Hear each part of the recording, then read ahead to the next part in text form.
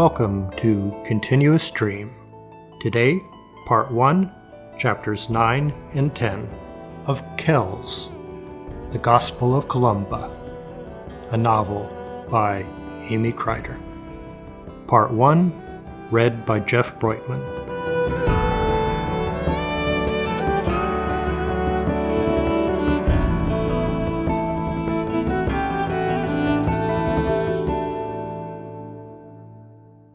Chapter 9. Adith.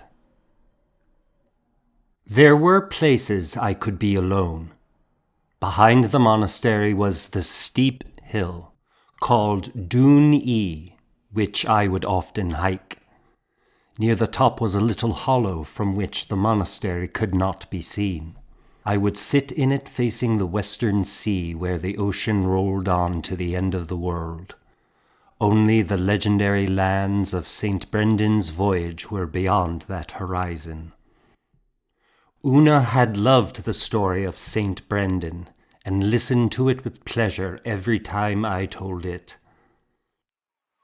To the north were tinier hermitages, Tyree and Cole, islands remote and barren but for the clash of thousands of birds. I wondered if I should retire there and get farther away from faces, from eyes glowing under brows, furrowed from exhaustion, and smiles beatific and certain. Perhaps go to a solitary island completely alone, living on crabs and snared gannets. Then I walked back down, with my hands clasped before my chest. Through the early morning mist before prime, the weak winter sun barely risen over the Isle of Mull across the Sound. I took the road from the cemetery down to the Bay of the Dead, past the many crosses and the few small buildings, the field of winter wheat, and meadows of drying brown-headed flowers. The beach was faintly red in the sunrise, the gentle tide a quiet hush. The silence was broken by the piercing song of a redshank wading nearby, and I turned my head toward the bird hopping on its thin orange legs.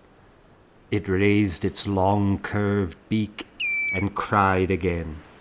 I lifted my gaze. Something dark was out in the waves, rolling with the tide.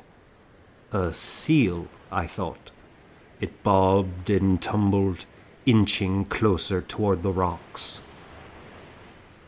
It did not seem to be swimming, but floating and rolling in the water.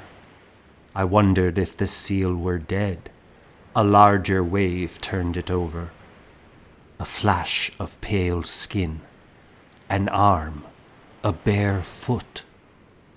I ran to the brown boulders that made a natural jetty and climbed over the rocks, not thinking. Time seemed to slow down. I could see every crevice to avoid, every tangle of seaweed as I raced, not feeling the speed. A white face loomed below. I waded in among the uneven rocks, and a heavy wave pulled the body back as I reached for her hand. She was tangled in seaweed. I grasped the seaweed and pulled. The heavy weight of the creature surprised me, and I slipped, falling backward in the frigid water. I struggled in my soaked woolen robes, blinded by the wave, losing sight of her. I pushed through the water to the mass of seaweed rolling out of my reach. Stumbling over the rocks, I grabbed the slimy seaweed, pulling and pulling through the white foam as salt spray splashed into my panting mouth. I lifted her up and carried her to the beach to lay her down. Something swung from her wet clothes. She was a girl of about Deirdre's age, her long red hair tangled in a mass around her head, her cheek bruised from the rocks, her lips grey. I pulled the seaweed from around her and put my head on her chest. There was a rasp. She was alive. I tried to lift her, to turn her over. Again, there was a weight that surprised me now that she was no longer bound in the seaweed.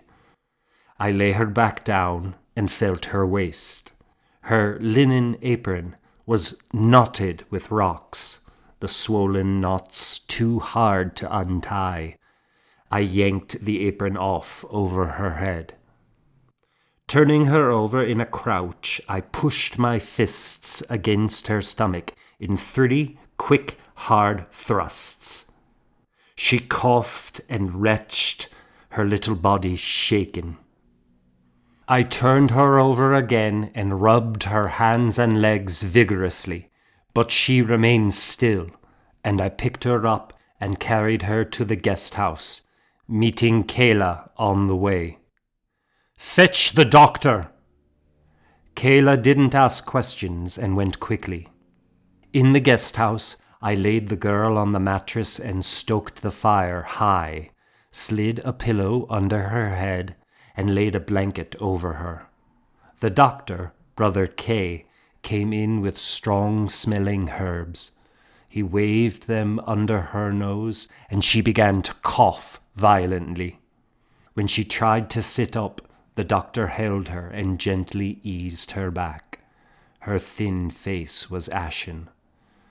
Brother K threw some herbs on the fire, and their scent filled the air. The girl coughed for a while, then finally stopped, and the doctor brought her a cup of water. "What happened, Adith?" he asked her. She sipped the water, staring at the fire, her blue eyes reflecting the sparks. She didn't answer. "You fell in?" the doctor continued.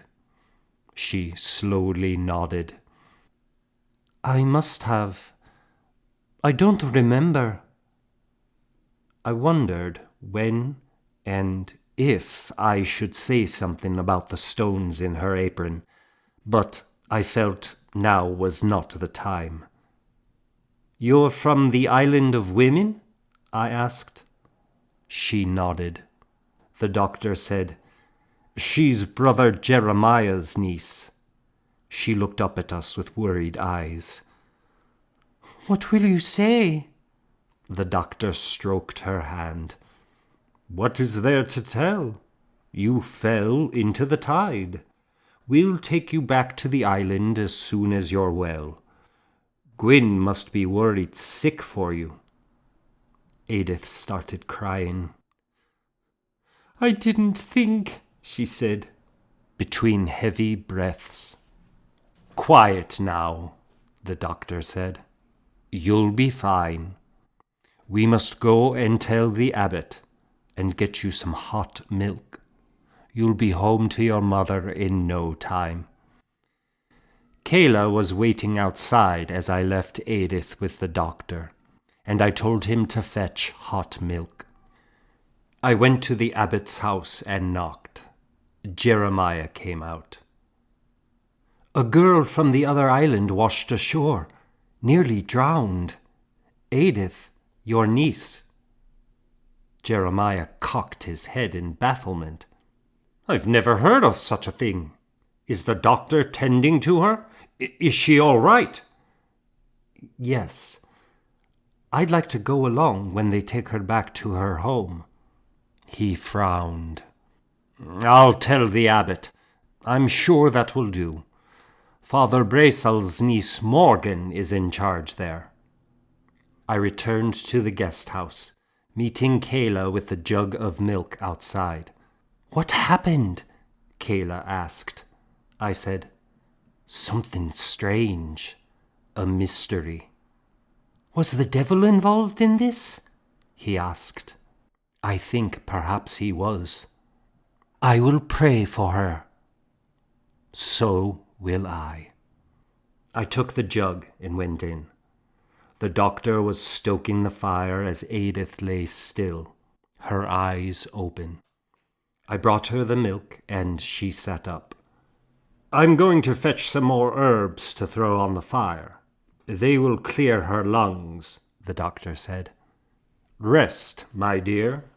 He left, and I sat beside Adith while she sipped the warm milk. She looked at me awkwardly. Did you speak with my uncle? Yes. What did you tell him? I folded my arms and leaned toward her. What should I tell him? Tears slipped from her eyes. What did you say? That you fell in the tide. But for your soul, she put her hands over her face, trembling. Please don't tell him. His way to heal my sin will be to punish me. And for my mother, I couldn't bear anyone to know. Forgive me. Forgive me. She cried into her hands. I sat on the edge of the bed and put my hands on her shoulders. I don't know what is best. There was a time when I thought I always knew what was right. Now I don't, so I won't tell for now. Calm yourself. Be easy. She grabbed my hands and pressed them against her cheeks. Oh, thank you. Thank you. What is your name? Brother Connachtach.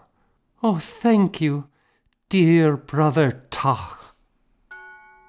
The bell was struck for prime, and I smoothed her cheeks, wiping her tears on my sleeve. Rest. Will you be ready to return this afternoon? Yes, I think so. I had better prepare myself. She sat up and rubbed her head. Yes, prepare yourself and be strong. Thank you. I got up and went to the church for prime. As I chanted, it was hard to think about the words. The mystery of the girl felt like a haze around me, and when I thought about her, Deirdre's face also came to my mind. When I returned to the guest house, Adith was sitting up with Marcus, who was amusing her with shadow figures on the wall. The doctor came in after me. How are you breathing? He asked her. He put the herbs on the fire, the air redolent with sage. He checked her pulse. Healthy as a horse, he said, patting her head. Ready to see your mother? Her smile faded. She looked around the room. I suppose. Well, she's most likely very worried, the doctor said. Yes, I must go to her. I didn't think. Marcus put his arm around her. Hush, there now, there's no blame. We must go. You're dry now. We'll float you across the water nice and easy. He helped her up from the mattress, and she took his hand. We went down to the shore where the coracles were beached. It was a short row to the other island, the island to which St. Columba had banished women, a few yards off the shore of Mull. A silver light on the water surrounded it as the mist rose, and it lay silhouetted like a seal on the water. The island was even smaller than Iona, with a rocky coast and no beach.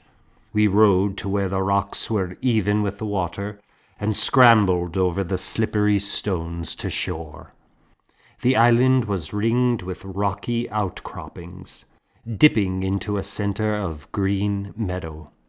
Marcus went there from time to time on Fridays to help the women. But I had never been there, though I had seen it well enough from the top of Dún E. There was a cry. A tall woman stood on the peak, careering down to us with her arms outstretched. Adith stumbled up the narrow path into her arms. "Where have you been, child?" she asked between laughter and sobs. "I don't know. I must have fallen." I assumed the woman was Adith's mother, but Adith said, "Morgan, forgive me. Where is my mother?" Morgan held her tightly in her muscular arms. "She is inside, as always." We climbed up and over the boulders, down into the green hollow dotted with cows, where 5 houses were nestled. In the center were gathered a dozen women and an equal number of children, praying in a circle, who shouted when they spotted Adith coming down. The noisy group clamored around them, all trying to hold Adith at once. Morgan pulled Adith away. "Be still! She must rest!" The women shushed the children. The group spread apart, and Morgan, her arm around Adith's waist, walked her into the small round house. I followed them in. The house was dark. A low fire burned in the center, the smoke dully rising. The darkness resolved into beds, a bench, stools, pots, and blankets. Morgan let go of Adith, who stepped into a muttering shadow on the other side of the fire. On the bed was a red blanket with a fold in it. The fold was a blade-thin woman, whispering, her thin bare arms clasped in front of her chest, her eyes closed. "Mama?" Adith said in a timid voice. The muttering grew slightly louder, a prayer, a mixture of the Latin Our Father and Irish calling for Saints Brigid and Kevin. "Mama, I'm here."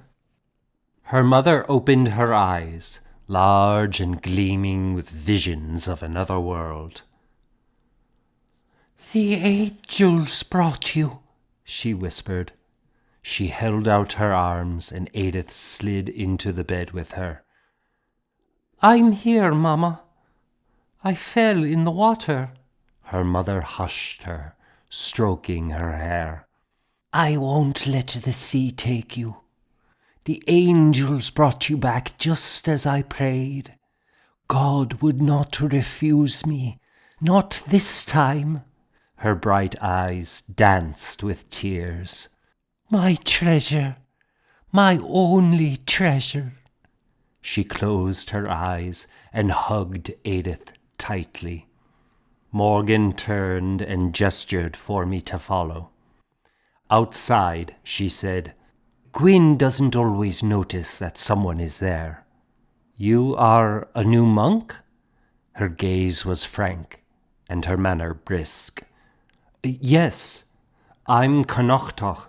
I was the one who found her on the beach across the way." Morgan held out her hand. "Thank you." I took her hand, and she squeezed mine in a strong grip. "Tell me about her." "She has a large imagination." "It's a small island," I said. Morgan gave me a rueful smile, and I smiled back shyly. Her eyes were a bold lapis blue, and there was a wine stain on her temple, as if God had put his thumbprint on her. I tore my eyes from her gaze. "We'll let the children play until dinner," she said. "I thought Fiona would help, but the flighty woman is off somewhere, of course. Excuse me." She left me. I didn't know where Marcus had gone to. The bell for tierce was struck on Iona, echoing over the water. One boy was playing with a collection of shells. I went and knelt beside him. The boy turned to me with bright eyes and picked up the shells one by one. "This is a periwinkle." This kind, the pretty ones, lives on the rack, the seaweed with the big leaves.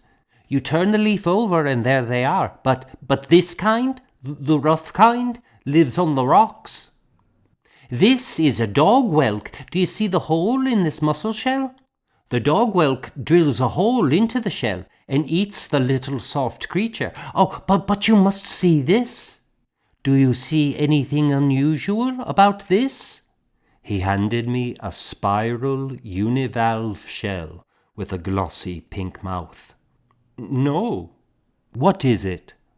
The boy clutched the shell and gestured as if to a classroom. Usually the opening is to the right, but this one is very rare. It opens to the left. This might be the only one you ever see. Behold it. He put it into my hand, and I examined it. You know a great deal. Yes, I know all about shells. If anyone has a shell question, they know to come to me. A small girl came running up to us. Here, Brian, she said with a shy smile. She presented him with a brown and white striped shell.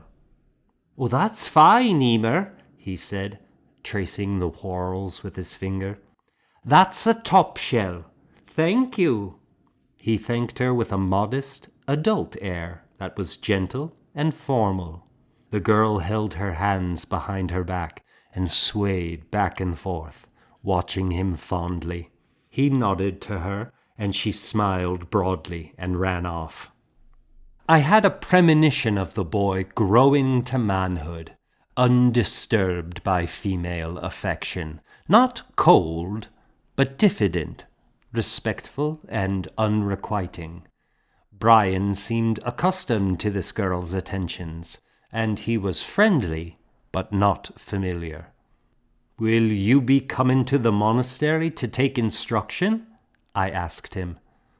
Brian looked puzzled. Why? Because you have aptitude. Watch.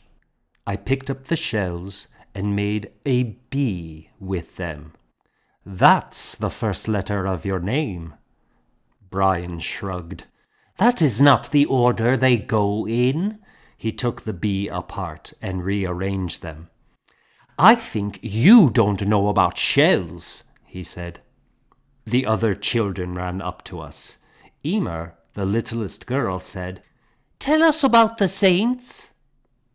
I sat on the ground with them. King Setna dreamt his wife Aithne swallowed a star, and 9 months later Saint Madoc was born.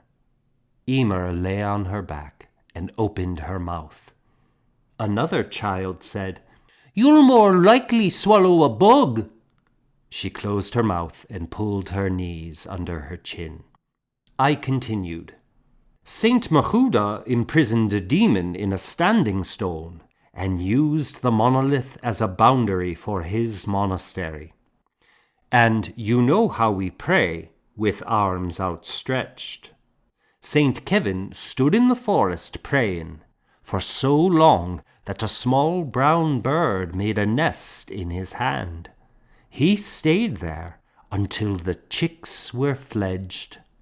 I told them these stories until a light rain began to fall, and Morgan came outside to call us in to eat. The house was smoky from the humid air. Adith helped Morgan dish out the stewed meat. It seemed that the normal routine was restored, but the children begged Adith to tell what happened, despite the women telling them to be quiet. Adith's eyes met mine. She flushed and gave an embarrassed smile at the group's attention, and said, The seal was as big as a big man, and so black and shining. Its eyes glowed like coals, and it stared into mine so that I was enchanted. It seemed I could hear music, a pipe playing. It seemed to nod and turn its head, and I followed. I was pulled into the water, and I couldn't feel the wet cold waves Oh, the rain as it fell like a curtain. The water parted before me, and I entered it, like entering a house, the house of the changeling seal. It was before me, swimming on, and I swam on, and then the waves started to turn, to spin around, so that down I was pulled toward my watery doom. She stopped and glanced again at me, but I betrayed nothing. But then I heard cries, human cries, of rescue. I heard my mother's voice in prayer calling me back. Someone was carrying me, this dear monk. And I lived to tell you the whole story. As Adith told her story, Gwyn lay on the bed, propped on her elbow, her face lighted by the fire. I could see the resemblance to her brother Jeremiah in her beaky nose, gaunt cheeks, and sallow skin. Her eyes glowed with a weird light. She looked as if she had not been outdoors in a long time. Her light brown hair was well combed, perhaps by Adith, and its thick luster contrasted her hollow, aging face. Now, as she listened to her daughter's animated speech, she beamed, her thin mouth smiling at the fantastic tale. Unlike the children, she wasn't frightened. Unlike Morgan, she didn't frown disapprovingly. She either was happy her daughter had escaped, or enjoyed the entertaining fiction. It was all the same to her. Emer handed Adith a doll. "Ethne is afraid. You have to tell her it's all right." Adith took the doll and addressed it tenderly and with confidence. "Of course it's all right. The spell is broken now. It lost its chance, and now it will be gone forevermore." Morgan looked up. "And it's best to speak of it no more." Her voice was sharp. Adith blushed, and then gave the doll a kiss, and then kissed Emer, who threw her arms around her. "Me too," Gwyn said. Emer brought the doll over for her kiss. Gwyn scooped the little girl into her arms and fell back on the bed. Adith added a turf to the fire, and the sparks danced. When she looked up, our eyes met. The challenge on her face melted into a deep sadness before she turned back to stir the pot. "We should go before the tide turns back," I said. "You've had enough to eat?" Morgan asked. "Yes, I've broken my penance." Marcus came inside just then. Adith handed him a bowl of bread and meat. "We were about to leave," I said. "Of course, just a bite or two," Marcus said. He began to wolf down the food. Another woman entered from outside. She was a plump woman, her blonde hair falling from her hood. "You ate early. I was going to help," she said. "Fiona, I think your second name is I was going to help," Morgan said. Fiona laughed, not offended. She helped herself to a bowl of food. "All is well?" Emer said, "You missed the story." "And it won't be repeated," said Morgan. Fiona sat next to Emer and stroked her hair. "Did you help Brian find shells?" she asked. "Yes, I found a good one." "Perhaps Adith brought shells with her from the sea." The room fell silent and uncomfortable. Fiona burst into a laugh. "All is well, children, all is well. I'm sorry, Adith, but all is well. I am just so relieved I can only be merry." Adith went and hugged her. "Darling Fiona, what would we do without you?" Fiona kissed her forehead. Marcus finished eating and set the bowl on the table. "It's never dull here." He popped a last piece of bread in his mouth, smiling on Adith and Fiona. "I'll walk you back to the boat," Morgan said. "And I," said Adith. The children all started to shout that they would go too. Morgan shushed them. "No, you must stay and not be darting about everywhere. It's like herding cats with you." We walked across the green, up and over the hill, to the rocky shore where we had beached the boat. Adith stood close to me. I suddenly grabbed Adith's hand.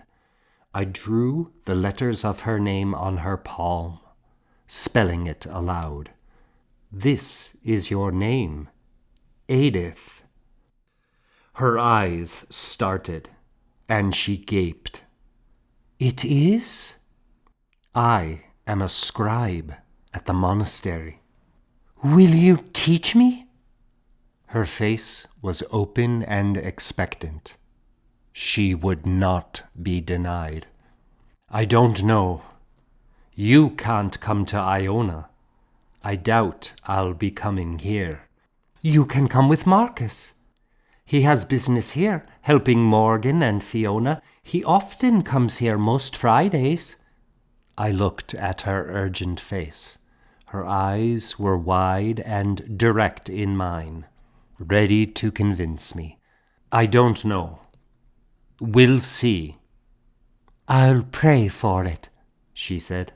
I patted her head. She pulled away and swung her arms excitedly.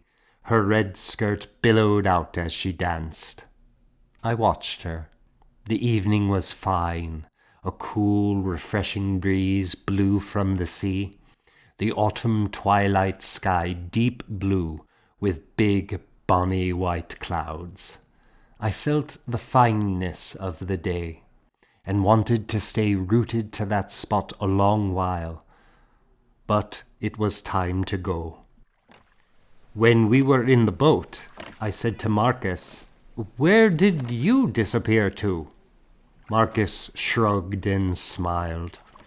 "Looking at storm damage from the last gale. There is some work to be done." "I thought the pixies had taken you." "Thank God you found Adith. It would have been the end of her mother." I breathed hard as I rowed. "What is their story?" "Adith's father went out to fish one day, 2 years ago, when a sudden squall came over. He never came back, nor did his body. That was when Gwyn and Adith and Emer came and settled on the island. Adith's mother stays in bed with a kind of madness. I didn't realize that Adith..." He hesitated. "I found her apron on the beach." "I see."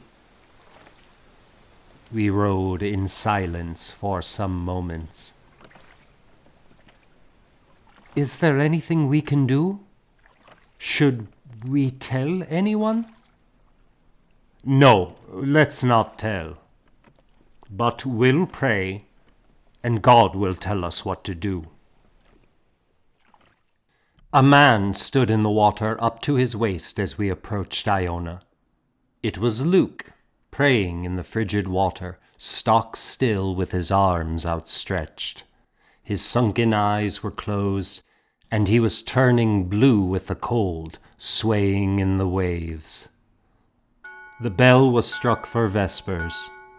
Luke began to stumble forward, and I rushed into the water to help him as Marcus beached the boat. "Is that the scribe?" Luke asked. "Yes." I put my arm around Luke, who could hardly walk because of the numbness of his legs. He continued to lean heavily against me to the church. As we walked up from the beach, I noticed for the first time how hard and uneven the path was, exposed rocks in the yellow soil bumpy underfoot. I limped, my uneven gait revealing to me that something was sore in my groin. A new lump. After the chant, we went together to Luke's cell. I wrapped him in his blanket and rubbed his legs.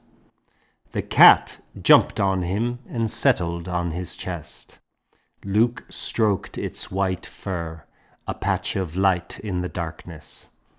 Because Luke never burned a lamp, the air in the room was clear and dry. "You didn't strike me as having much to repent," I said, referring to his penance of standing in the cold sea. Luke smiled. "Sometimes the hunger for salvation rips through me like a bitter wind, and I must quench it. The water felt burning hot to me in my burning passion. Penance is the only relief." I sat on the floor next to his cot. "Do you understand salvation?" Luke asked. "I think so." I hesitated before continuing. "Today I met a girl who I think is much in need of salvation. She was drowning, and we saved her.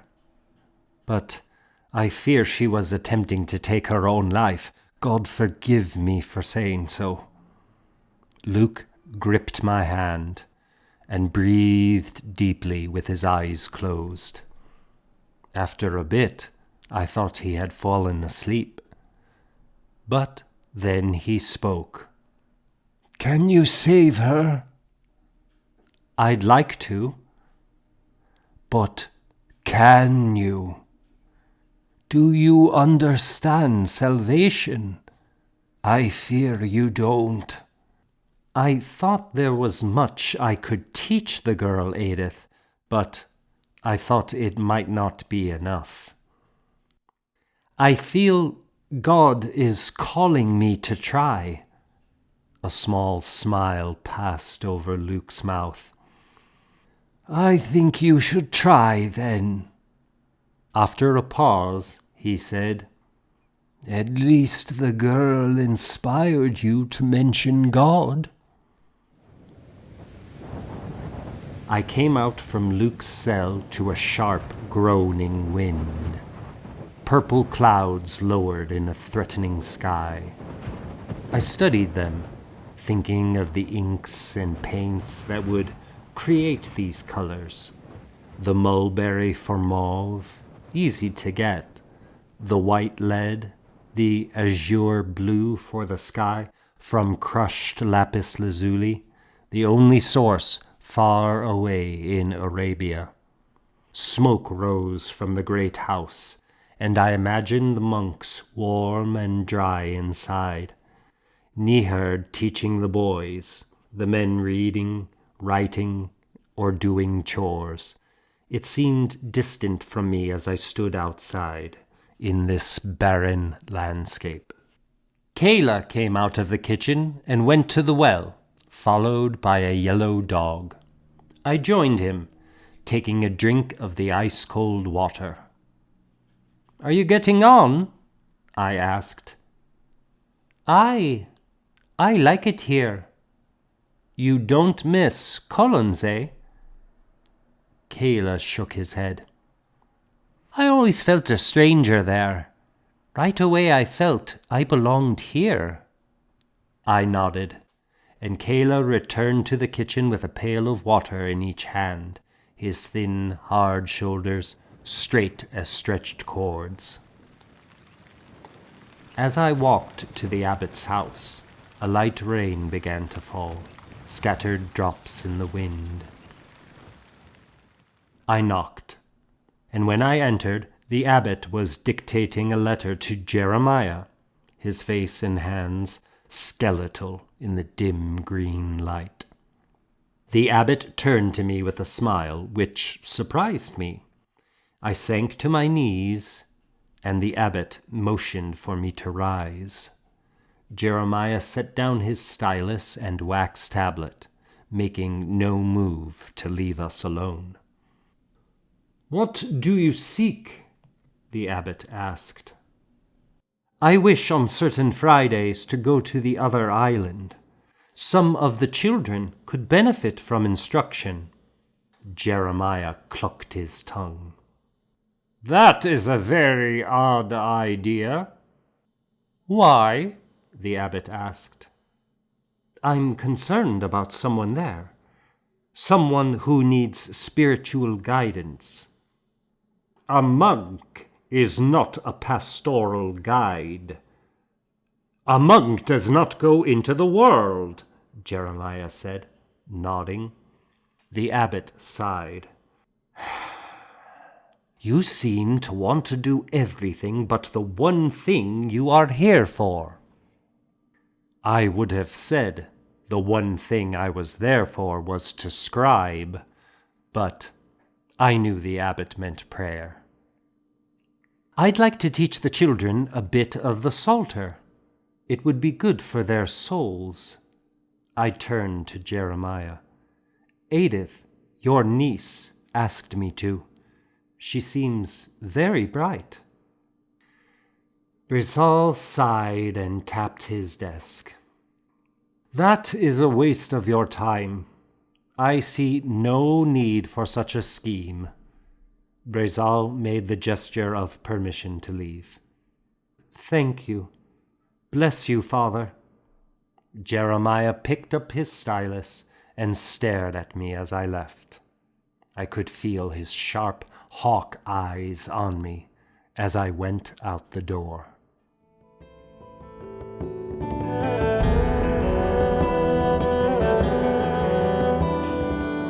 Chapter 10. Teaching. Lent didn't increase my suffering. My belly was already always cold with hunger. When it was time for my confession with Luke, I spoke little, though my soul clamored for answers. My thoughts spun, and it was too hard to speak. I wanted to know what sin I had committed to leave my family and come this way and not have my reward, the work of my dreams.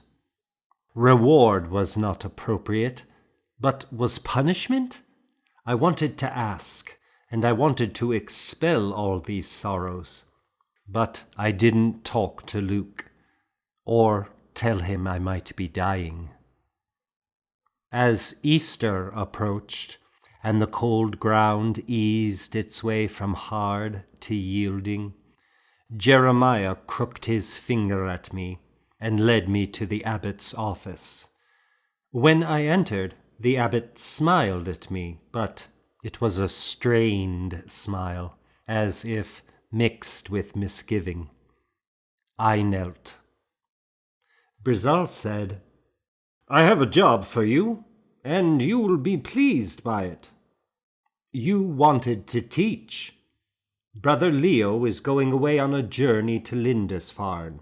You will take over his teaching on Monday through Thursday. Brother Nehard has the boys on Friday and Saturday. My eyes searched the room, at our shadows stretched across the floor, my shadow crouched below his. Are you pleased? He asked. That might be interesting. Thank you, Father. Brother Leo will be leaving right after Easter. Before he goes, he'll introduce you to the boys. There was still something wrong. I sensed it. Jeremiah cleared his throat and put his hand on the door, but I didn't move. Is there something wrong? I asked. I can't help but feel there is something.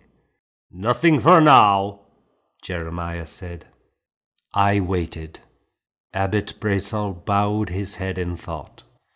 Perhaps you should know. The abbot pulled a small sheet of curling vellum from his desk. It had been rolled up. A letter. I received this from Lindisfarne a few days ago. He handed over the letter. The writing was small, There were blotches of ink, as if the writer's hand was shaking. My dear Father Bressal, bless you and pray for us. The room I write this in is half destroyed. White devils, a plague from hell, in ships, have attacked and ravaged our holy home in horrific sacrilege. It is like end times have come upon us. I write in haste and beg you to send us help. I will return with your brothers to tell you more, if words can come. Yours in Christ, Brother Derek. I read it several times. White devils? What can this mean? This is all he wrote? Bressal nodded. We're sending Brother Leo and some others as soon as we can. I haven't decided whether to make this known. Since we aren't certain what happened, Jeremiah said, for now, we'd like to keep this knowledge, such as it is, to the few of us. I handed back the letter. Thank you for taking me into your confidence. If only there were more information. Is it the end times? Is it possible? We must pray and carry on our work. There is nothing else, Bressal said. On Easter, we made the procession around the island at dawn, with Bressal in front carrying aloft a Bible. We stopped at various points, such as the little stone hut St. Columba would retreat to, chanting at each stop. We took communion. It was March 30, the stone floor of the church cold beneath our knees. The next day, I met the 5 boys who were taking instruction. 4 of them were oblates, committed by their families to become monks at a tender age. The oldest, a big blond boy, was named Terrain. He was around 12 and not an oblate. I noted he wore a gold torque, perhaps a gift from an indulgent father. Brother Leo, a hearty, bluff man, whose beard grew heavy between the monthly tonsures, introduced me. They continued the Ars Donatus. One by one, the boys stood and repeated the lesson. Brother Leo stood by, silent and watchful. As I looked down at the book to read the next section, I heard a muffled chortle and looked up. "Stand, Rafe," said Brother Leo. Rafe stood, hanging his head and holding out his hands. Leo took a step next to him and quickly swatted the back of Rafe's hands with a switch in 4 sharp blows. Dark red marks appeared across his pale skin. "Thank you, brother." Rafe sat down. A bead of sweat trickled down the back of my neck. I continued the lesson with the silent class. Afterward, I walked outside with Leo. "I don't know about punishing the boy," I said. "Don't be foolish. Besides, they want it, and they enjoy it." "They want it? And enjoy it?" Brother Leo raised his eyebrows and thought about it. As he thought, he looked more intrigued. "Well, I've never thought to analyze it. You've had dogs and observed them?" "Yes." "They seek their leader. Boys are much like dogs, actually, just like dogs. They want to know someone is in charge." I knew I had a doubtful look on my face. The teacher continued. "Weren't you ever a boy? Look, have you ever patted a dog and said no at the same time? That's what women do. The dog doesn't know what to do. It makes the dog nervous not to know. The boys want to know you're in charge. The boys aren't happy if they don't know. It makes them happy to know who's who and what's what, and they'll obey. Yes, even if it means thrashing them, it makes them happy. Though it wasn't impossible to understand, I still wanted to object. I looked up at Brother Leo's simple, confident face. Brother Leo gave me a mocking but friendly smile. It must be difficult to go through life having to understand everything. I felt myself blush. Besides, I don't thrash them all that much. 2 or 3 blows at the beginning settle it. I've never caused any permanent damage. When I was young, teachers were much more strict. I'm really very soft. He smiled. My advice is, thrash someone the first day, or for God's sake, at least threaten to, and that will be the end of it. I swallowed back a reply, promising myself I would never hit the boys, and changed the subject.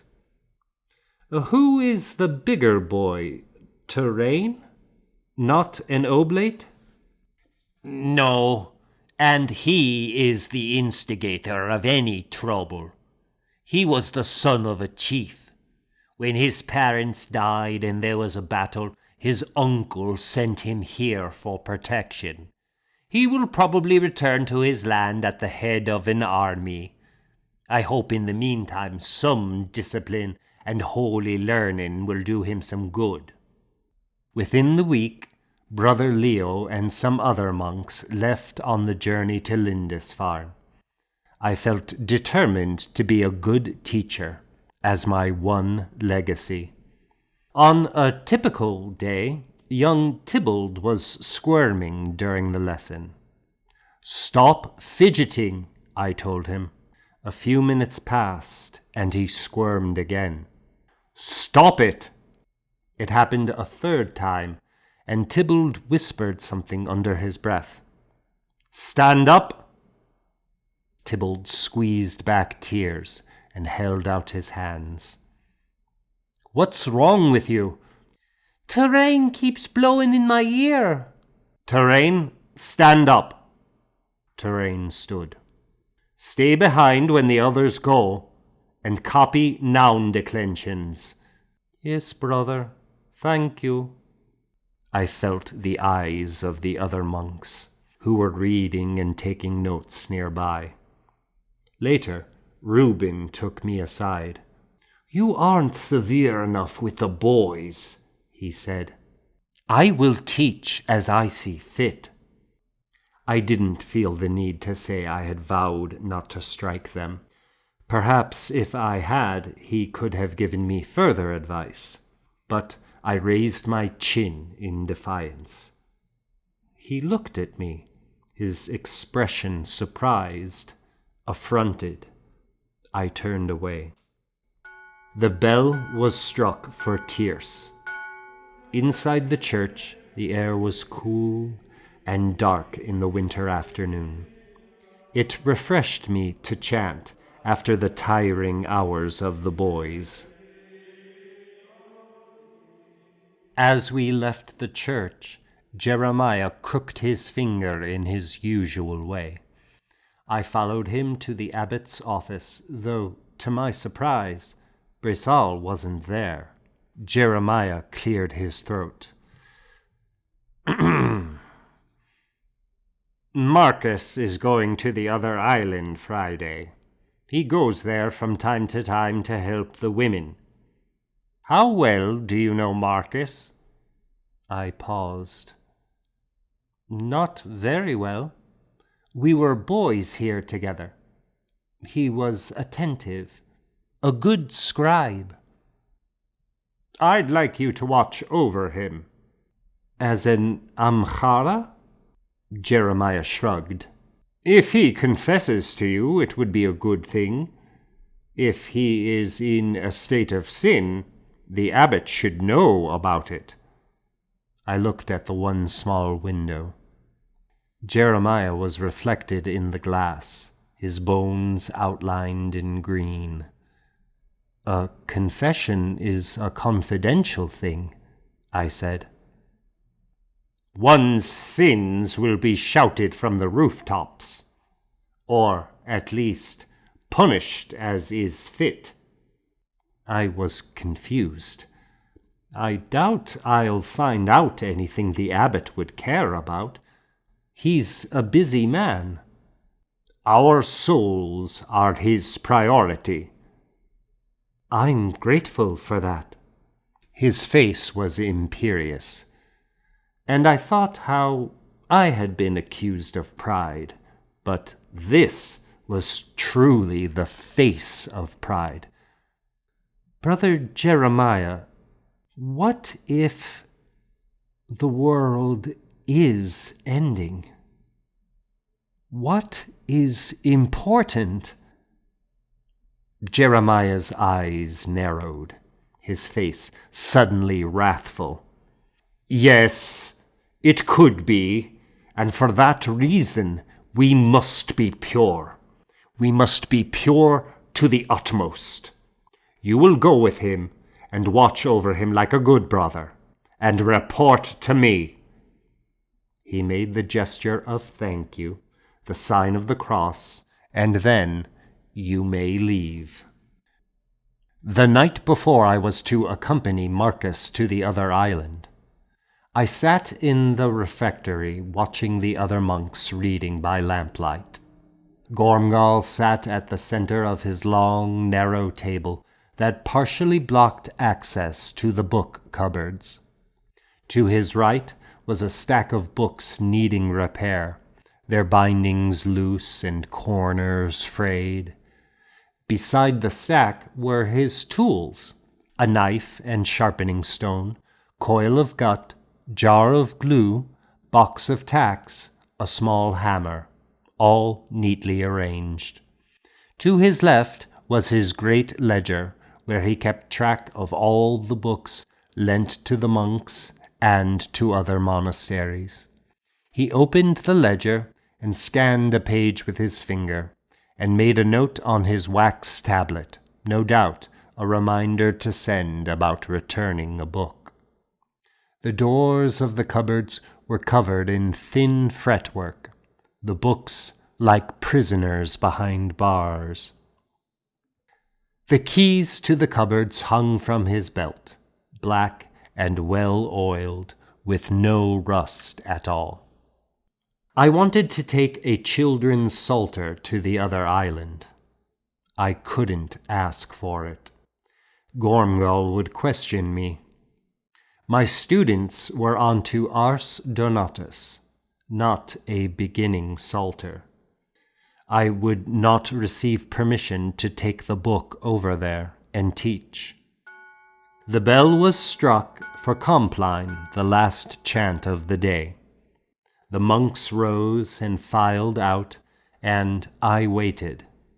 Gormgul waited too, by his desk, clearly wanting to leave last. I took a few very slow steps, and Gormgul passed me, his head bowed under his hood. I stopped and watched the monks go ahead, then turned and hurried back into the house. Gormgul had blown out the lamps, but the moonlight through the windows and open door was enough. The psalter was at the end of a shelf near the hinge of the cupboard door. I took the hammer and tapped the pin out of its hinge. Gritting my teeth, I pulled gently on the edge of the door. I slipped my fingers inside and grasped the leather cover of the slim volume. Holding my breath, I traced my finger up the binding. Hooking my finger on the thread of gut, I eased it out and slid the pin back into the hinge. I put the book into my wide sleeve and stood for a moment, leaning against the table, feeling light-headed. It grew darker in the room. I thought for a moment I would faint, so nervous and so hungry. A shadow on the floor revealed the outline of a man. Jeremiah stood in the doorway, blocking the light, his bald head outlined in the moonlight. His gaunt face was stark, the triangle shadow of his hawk nose on his cheek, his long chin glittering with straw-colored stubble, his light eyes glinting with curiosity under a questioning brow. I didn't know how long Jeremiah had been standing there watching. I waited for Jeremiah to speak and accuse me as I held my arm bent by my side, the small book at my elbow inside the sleeve. Jeremiah tossed his head impatiently and beckoned. I clasped my hands in prayer in front of my chest and walked toward the door. Jeremiah stepped aside for me to pass, whispering, "Come along. What did you want to do? Scribe in the dark like a ghost? It's Compline." We both quick-stepped to the church, my hands in prayer under my chin, the little book tapping against my ribs.